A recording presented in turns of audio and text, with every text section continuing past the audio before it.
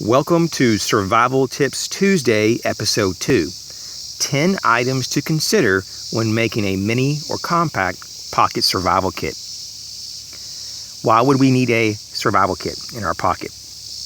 Sometimes we're put into emergencies or situations that are totally unexpected, and having that redundancy may help us last a little bit longer, add another day or two to our survival.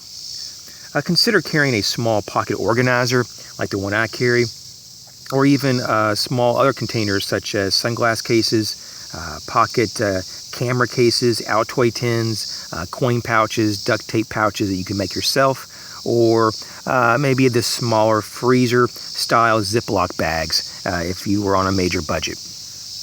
And so what are the things that you would want to put into these? As you can see on mine, I kind of moved away from Altoid tins and went to the actual mini organizer by Maxpedition, and it works out really well.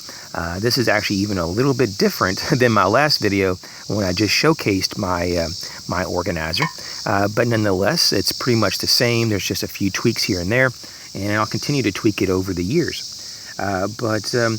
Basically you'd want to have these 10 categories, or at least consider having some of these 10 categories in your pocket survival kit. The first is going to be fire. The top two that most people would carry because they're the most practical and easiest to use are a lighter and matches. The matches should be waterproof or water resistant, and maybe in a very small match case. The second thing would be a very small blade. It should be very compact and lightweight. Number 3 is first aid.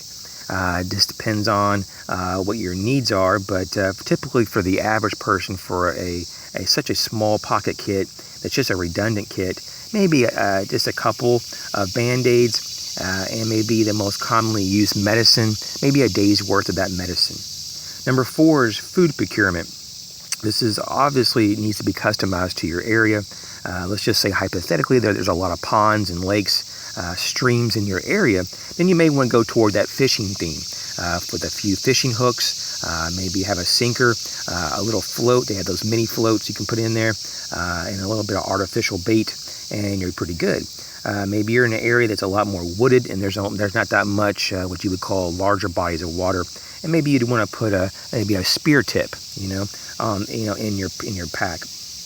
And or it could be for snares. You would want wire for snares, and maybe you don't need that. Maybe there's a large abundance of natural wild edibles. So maybe a small index card with those pictures of like the top 5 or 10 edibles in your area could be a good way as well. Number 5, cording. If you don't already have line in your kit, because if you didn't have, for example, like the fishing line, you may want to consider putting that in your kit. But I would go with a small diameter line. The whole thing about this whole kit, it needs to be literally compact and literally something that you would actually put in your pocket. You're not going to build something that's so bulky that you're going to just carry it for a few days just for sentimental reasons, or just because it sounds cool, and then you're going to get tired of it.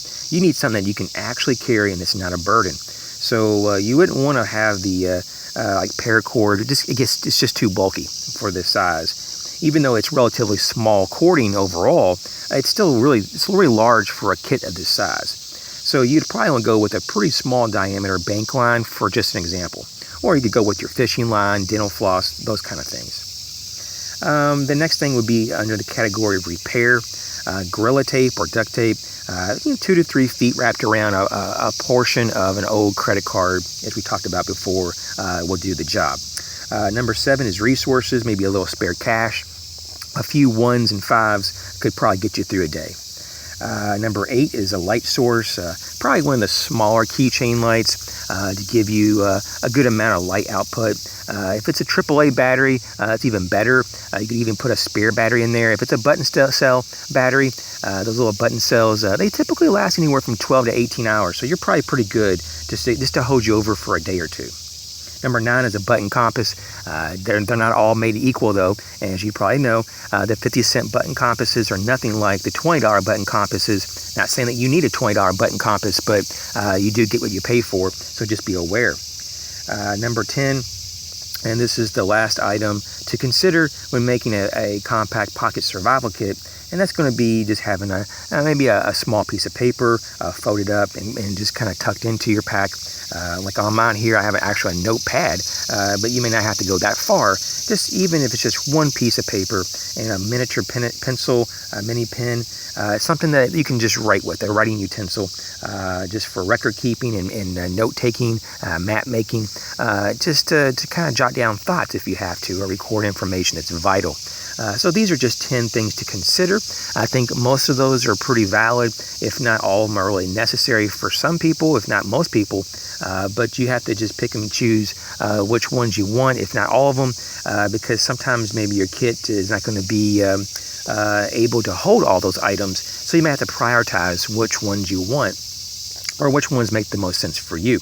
Thanks for joining me here on Survival Tips Tuesday, Episode 2, with the 10 items to consider when making a compact mini pocket survival kit. We hope you're well, and you guys take care.